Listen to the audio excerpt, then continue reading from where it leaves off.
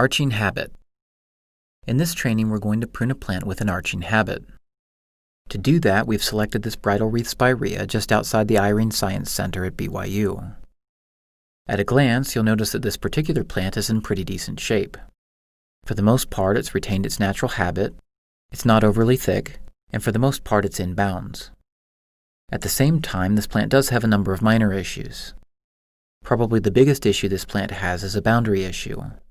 As you can see here, the plant is growing several inches over the sidewalk. There are a number of dead stems, and while the majority of this plant has retained its natural habit, a portion of this plant is being shaded by a Zelkova serrata tree, likely stunting the growth of the shaded portion of the plant. That said, to prune this plant, we're going to do a few things. We'll remove the dead stems, we'll reduce the overall size of the plant, and we'll take these stems off the sidewalk. As far as the shaded stunted portion of the plant goes, we probably won't pursue any corrective course of action in this instance. In the past, and on a case-by-case basis, based on the plant's overall value in the landscape, we've contacted the arborist and asked the arborist to remove or thin the overdwelling plant to allow more sunlight to reach the underdwelling plant. But again, because of this plant's subsidiary value in the overall landscape, and the fact that the stunted portion of the plant is hardly noticeable, we're not going to pursue any corrective course of action. Well, that's plenty of information in the way of goals and special considerations to get us started. That said, we'll begin by removing the dead stems. We chose not to film that process, but know that we removed probably 30 or more dead plant stems. And so you're going to see a significant difference between the before and after pictures. Even so, here's the result. Again, probably the biggest issue this plant has is a boundary issue.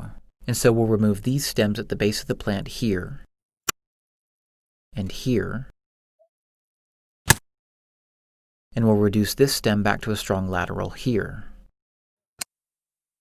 And here's the result. This stem here is codominant, and so we can choose to thin out either stem. To help distribute the spacing of this plant's branches a little more evenly, we'll use our hand clippers and thin out this stem here. And here's the result. We'll remove this stem at the base of the plant here, and we'll reduce these stems back to strong laterals here, here, here, and here, and here's the result. We'll continue by removing these stems at the base of the plant here, here, and here, and we'll reduce this stem back to a strong lateral here, and here's the result. We'll remove these stems here, here, here, and here, and we'll reduce these stems back to strong laterals here, and here, and here's the result. This stem here is codominant, and so we can choose to thin out either stem. To help distribute the spacing of this plant's branches a little more evenly, we'll use our hand clippers and thin out this stem here, and here's the result.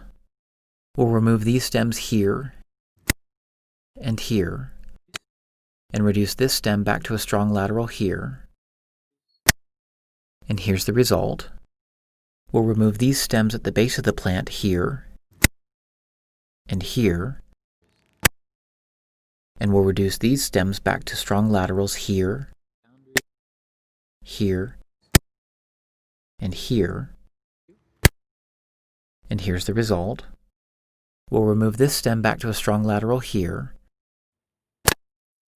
and we'll remove this stem back to the base of the plant here, and here's the result. We'll continue by thinning these two codominant stems. To help distribute the spacing of this plant's branches a little more evenly, we'll choose to thin out these stems here and here.